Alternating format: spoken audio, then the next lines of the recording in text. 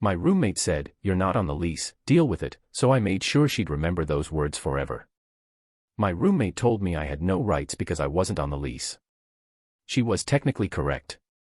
What she didn't realize was that being off the lease also meant I had no obligations. Her mistake cost her everything. I'm Marcus, 26, and this happened 6 months ago in Denver. I'd been living with my roommate Sarah, 25, for almost 2 years in a gorgeous downtown loft. The rent was $3,200 a month, which Sarah couldn't afford alone on her marketing salary. That's where I came in.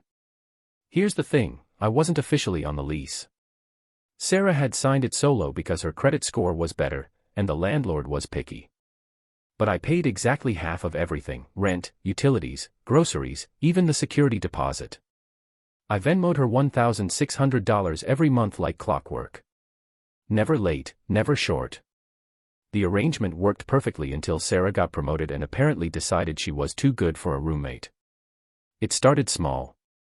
She'd leave passive-aggressive notes about dishes. She'd blast music during my work calls. She started bringing dates over without warning, making out on our shared couch while I was trying to watch Netflix. When I brought it up, she'd shrug and say, "My apartment, my rules." Last month, everything exploded. I came home from work to find Sarah sitting at our kitchen island with some papers spread out. She had this weird smile on her face, the kind that immediately put me on edge. "Marcus, we need to talk," she said, not looking up from whatever she was reading. "What's up?" I asked, grabbing a beer from the fridge. "I've been thinking about our living situation," she continued, finally meeting my eyes. "And I've decided I want to live alone. I'm giving you 30 days to find a new place." I nearly choked on my beer.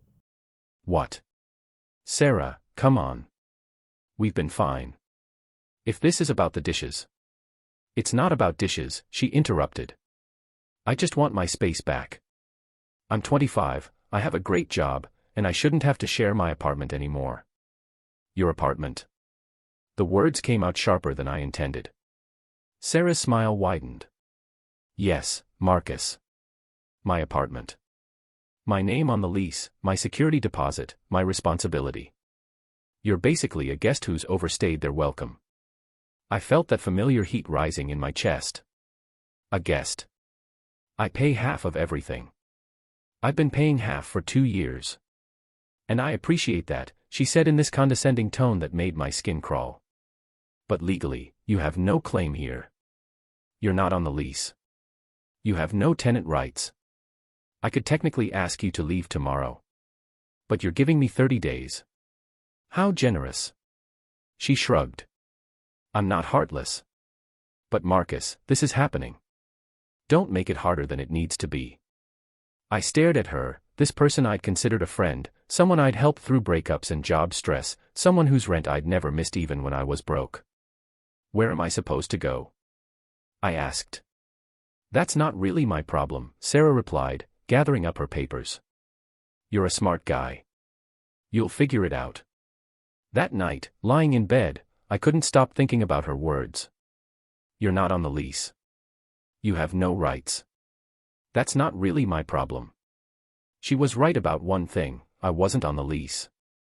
But she'd forgotten something crucial, that meant I also had no obligations. I spent the weekend researching tenant laws and lease agreements. What I found was interesting. Very interesting. Since I wasn't on the lease, I wasn't bound by its terms. I had no legal obligation to give notice before moving out. I had no responsibility for damages.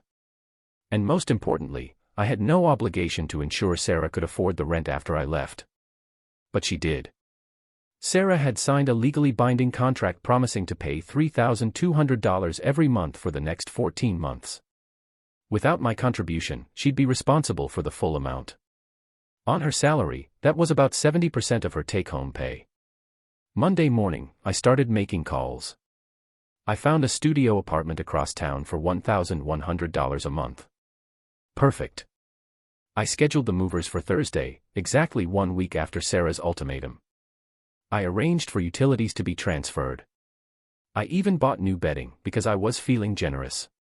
Tuesday, I opened a new bank account and changed my direct deposit. Wednesday, I canceled my half of all our shared services. Internet, streaming accounts, even the grocery delivery service I'd been paying for. Thursday morning, while Sarah was at work, the movers came.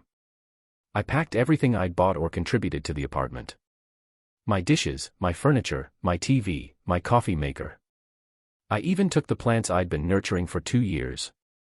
If I'd paid for it, it came with me. The apartment looked noticeably empty, but still livable. I wasn't trying to be cruel, just thorough. I left an envelope on the kitchen counter with my key and a note. Sarah, thanks for the reminder that I'm not on the lease and have no obligations here. You're absolutely right. Effective immediately, I'm exercising my right as a non-tenant to vacate without notice. Since you wanted to live alone, you now have that opportunity to enjoy the full rent payment of $3,200 per month. The next payment is due in 12 days. Best of luck with your new independent lifestyle. Marcus.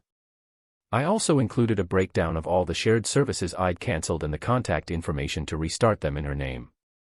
The call came at 2:47 p.m. Marcus, what the hell did you do? Sarah was screaming so loud I had to hold the phone away from my ear. I moved out, I said calmly. Like you wanted. You can't just leave. The rent is due in less than 2 weeks. That sounds like a you problem, Sarah.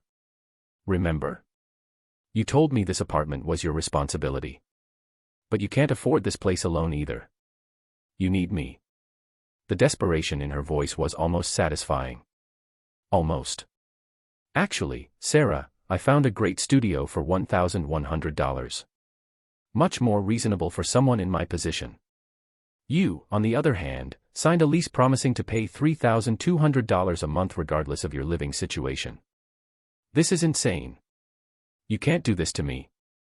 I'm not doing anything to you, I replied. I'm simply respecting your decision. You wanted to live alone, you wanted me out, you reminded me I have no rights here. Well, I also have no obligations. She was crying now. Marcus, please. I made a mistake. Can we talk about this? There's nothing to talk about. You made your position very clear. This is what you wanted. I hung up. Update 1, the panic sets in. It's been a week since I moved out, and Sarah's desperation is reaching new heights.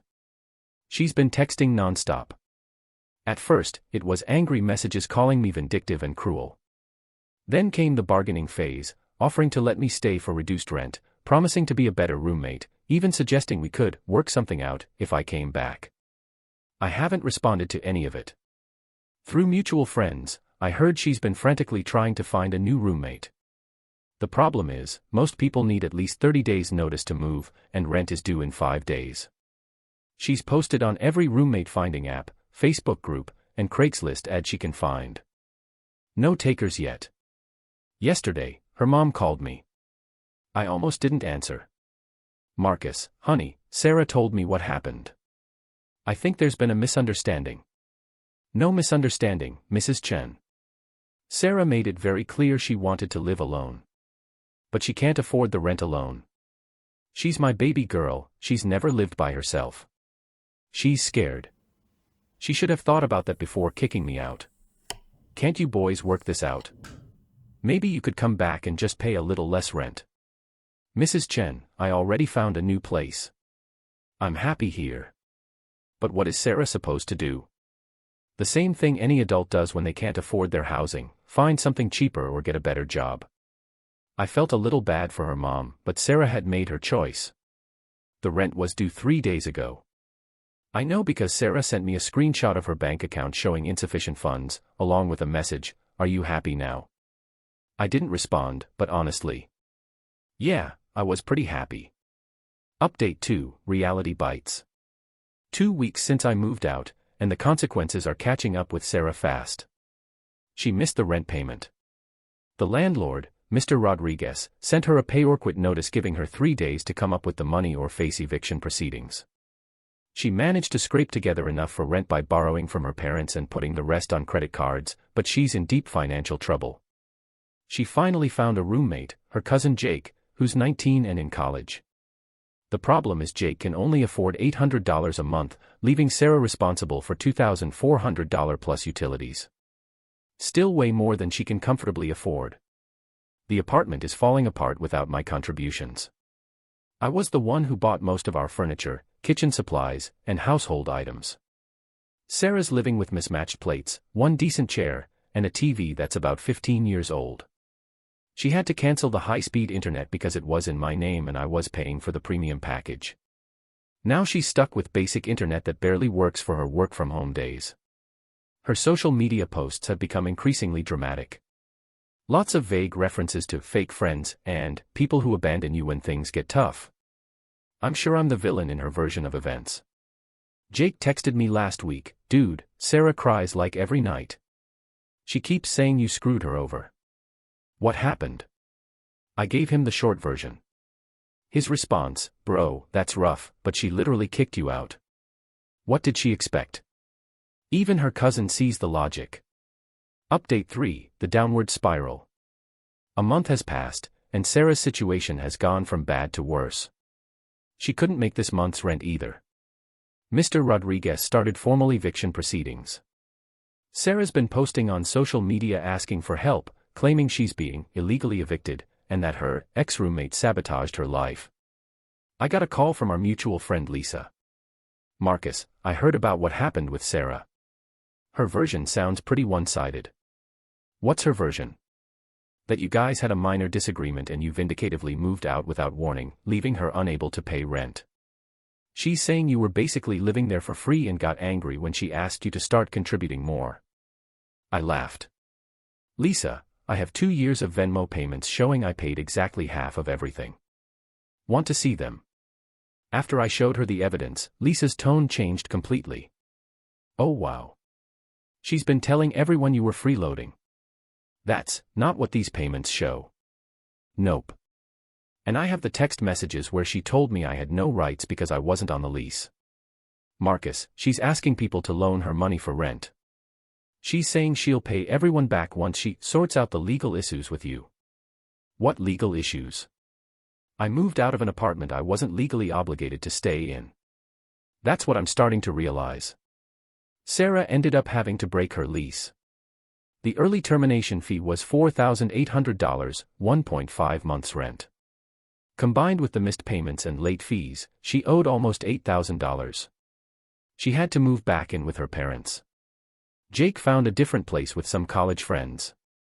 Before he left, he told me Sarah had been bitter and impossible to live with, constantly complaining about money and blaming me for all her problems. "She kept saying you'd come crawling back when you realized how good you had it," he said. "I told her that didn't seem likely since you were the one paying half the bills." Final update, sweet, sweet justice. 3 months later, and the story has its perfect ending. Sarah's LinkedIn shows she had to take a second job at Starbucks to pay off her debts. She's living in her childhood bedroom, working retail on weekends to make ends meet. Meanwhile, I've been thriving in my studio apartment. It's small but it's mine. I've decorated it exactly how I want, I have total control of the thermostat, and my monthly housing costs dropped by $500. Last week, I ran into Sarah at the grocery store. She saw me first and tried to duck down another aisle, but we ended up face to face at the checkout. "Marcus," she said quietly. "How are you?" "Great, thanks. You?" She looked tired. "Older. I'm managing. Look, about what happened." "Water under the bridge," I said. "You wanted to live alone, and you got what you wanted." "I didn't want." She started, then stopped. "I made a mistake." "We all make mistakes, Sarah.